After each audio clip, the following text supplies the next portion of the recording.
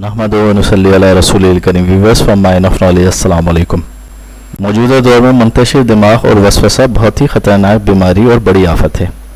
वसवसा बुरे ख्यालात और शुकूक व शुबहात का नाम है जिसे शैतान इंसान के दिल में डालता रहता है। ये वसवसा कभी अकीदे के मुताल्लिक होता है, मसलन क्या अल्लाह मौजूद है, अल्लाह को किसने पैदा किया। कभी इबादत से मुताल्लिक शकूक, सलात और तहारत में शक, तो कभी मौहूम बीमारियों से खौफ और उनके बारे में फ़िक्रमंदी के मुताल्लिक होता है। ये सब अल्लाह सुब्हानहू व तआला के साथ बदगुमानी के सिवा कुछ नहीं। ये वसवसे ही डिप्रेशन पैदा करते हैं और इंसान को परेशान रखते हैं। साइंस के मुताबिक इंसान की ज़िंदगी और सेहत की तंदुरुस्ती का दारोमदार उसकी जहनी सेहत पर होता है। वाज़ह रहे, ज़हम और वसवसे के मर्ज़ में उमूमन शैतानी असरात का अमल दखल होता है। आप सल्लल्लाहु अलैहि वसल्लम ने फरमाया, शैतान इंसान की रगों में खून की तरह दौड़ता है और वसवसे पैदा करता है ताकि मोमिन आदमी तसल्ली से ना तो पाकी हासिल कर सके और ना उसे नापाकी के वसवसों से जान छूट सके। ये जहन में कुफरिया ख्यालात लाते हैं जिनकी वजह से इंसान शकूक व शुबहात में ही मुब्तला रहता है।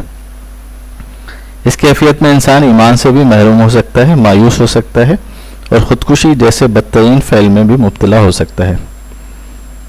यहाँ याद रखें कि इस अजली जंग की इब्तिदा में शैतान ने कहा था, मुझे मोहलत दे, मैं तेरे बंदों को बहकाऊंगा और अक्सर को तू नाशुक्रा मायूस पाएगा।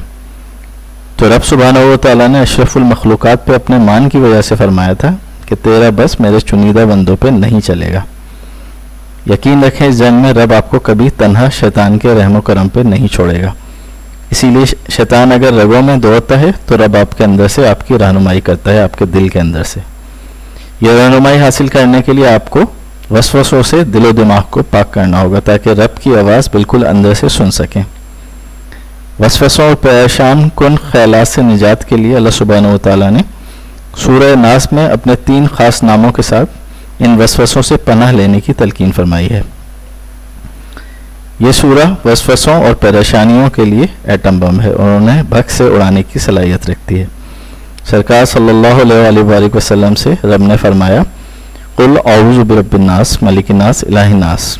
इन वसवसों के मारों और उनसे बचने के लिए अपनी उम्मत को बता दीजिए कि अपने रब यानी अपने पालने वाले की पनाह मांगे और पनाह मांगे अपने इलाह यानी खालिक व माबूद की, और पनाह मांगे मलिकिन नास, उस बादशाह की पनाह मांगे जो इन ताकतवर शैतानों का भी खालिक है, जो ये वसवसे लोगों के दिलों में डालते हैं और ये उसकी मखलूक को गुमराह करने के लिए करते हैं।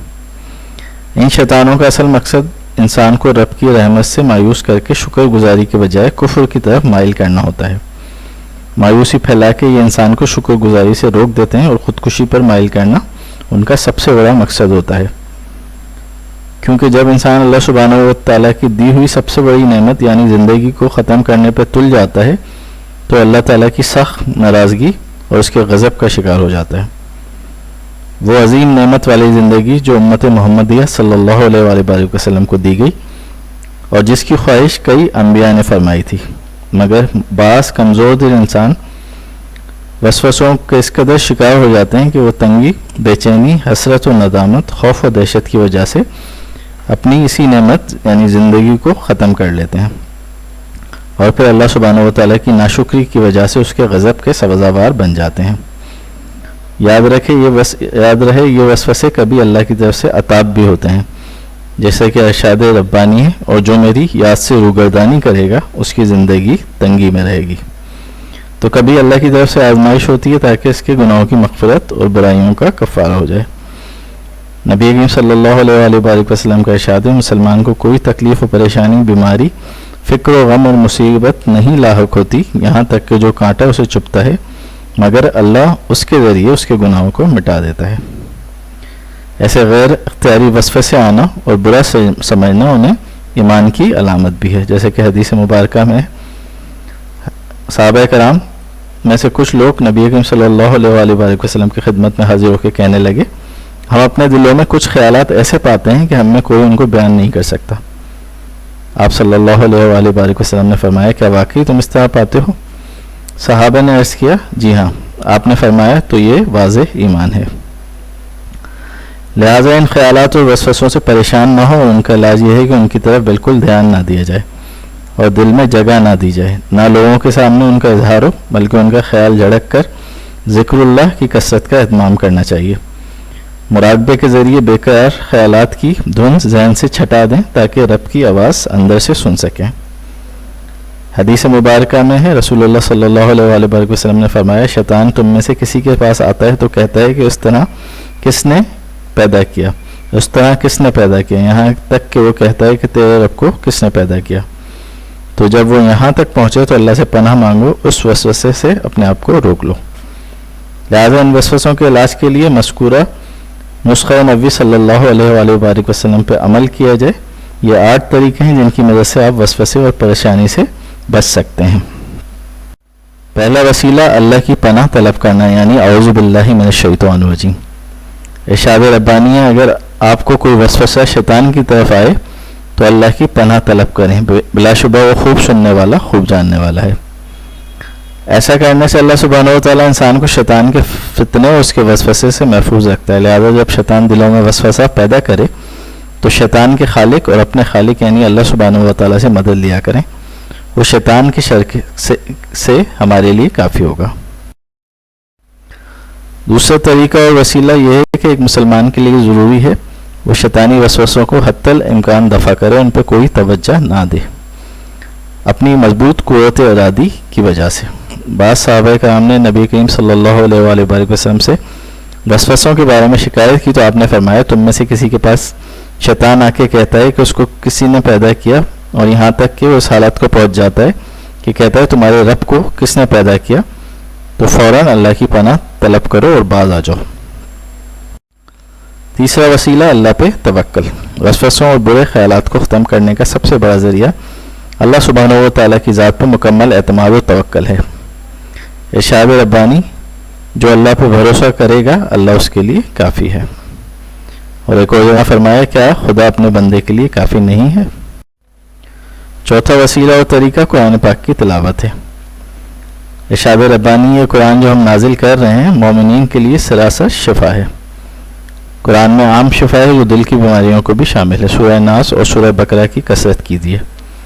ایک عمل جو سوتے ہوئے رسول اللہ صلی اللہ علیہ وآلہ وسلم نے باقاعدگی سے اختیار کیا، اپنا معمول بنائیں کہ بستر پر لیٹ کے دونوں ہاتھ ملا لیں اور سورہ اخلاص، سورہ فلق اور سورہ ناس ذہن میں رکھتے ہوئے، ان کا ترجمہ ذہن میں رکھتے ہوئے پڑھ کے ہاتھوں پہ پھونک دیں اور پورے جسم پر پھیر لیں اور جہاں تک ممکن ہو پھیر لیں۔ یہ عمل 3 بار دہرائیں۔ نظر بد، حسد، وسوسے اور تمام شرور کے لیے یہ عمل اکثیر ہے۔ پانچواں وسیلہ ایمان اور عمل صالح۔ شاد ربانی ہے، نماز اور صبر سے مدد چاہو۔ رسول اللہ صلی اللہ علیہ وآلہ وسلم فرمایا کرتے تھے، ارہنا یا بلال، اے بلال صلاۃ کے ذریعے ہمیں آرام پہنچاؤ۔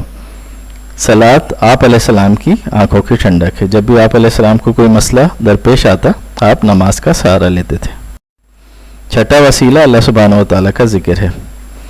ارشاد ربانی ہے، فاذکرونی اذکرکم، تم میرا ذکر کرو میں تمہیں یاد کروں گا۔ اللہ کے ذکر میں صبح شام کے اذکار کی پابندی ہے جو شیطان اور اس کے وسوسوں سے حفاظت کا مضبوط قلعہ اور محفوظ پناہ گاہ ہے۔ اس لیے ہر مسلمان کو چاہیے کہ سفر و حضر اور تندرستی و بیماری ہر حال میں ان شرعی اذکار کی پابندی کرے، کیونکہ اللہ کے حکم سے شر کو روک دیتے ہیں۔ ساتواں وسیلہ اچھی صحبت اور تنہائی سے، بری تنہائی سے اجتناب ہے۔ نیک لوگوں کی صحبت اختیار کرنے والا کبھی بدبخت نہیں ہو سکتا، کیونکہ نیک لوگوں کی صحبت شیطانی خیالات و وساوس کو دور کرنے کا ایک اہم ذریعہ ہے۔ اس کے برعکس بری خلوت و تنہائی شیطانی خیالات و وسوسے سے بے چینی، اطمینان و راحت کا فقدان اور برے خیالات کو جنم دیتی ہے۔ مگر یہ بھی جان لیں کہ بری صحبت سے تنہائی بہتر ہے۔ آٹھواں وسیلہ دعا ہے۔ دعا وسوسہ ختم کرنے کا ایک اہم ذریعہ ہے، کیونکہ وسوسے میں گرفتار شخص انتہائی مصیبت و پریشانی اور تنگی میں ہوتا ہے، جس کا علم اللہ کے سوا کسی کے پاس نہیں ہوتا۔ اس موقع پہ اس کے سامنے سارے راستے بند ہو جاتے ہیں، صرف ایک راستہ کھلا ہوتا ہے اور وہ اللہ کا راستہ ہوتا ہے۔ اللہ ہی مصائب و علام اور غم ٹالنے پہ قادر ہے۔ اللہ سبحانہ و تعالیٰ فرماتا ہے، بے کس کی دعا کون قبول کرتا ہے اور مصیبت کو کون ٹالتا ہے؟ تو بے شک وہ اللہ سبحانہ و تعالیٰ ہی ہے۔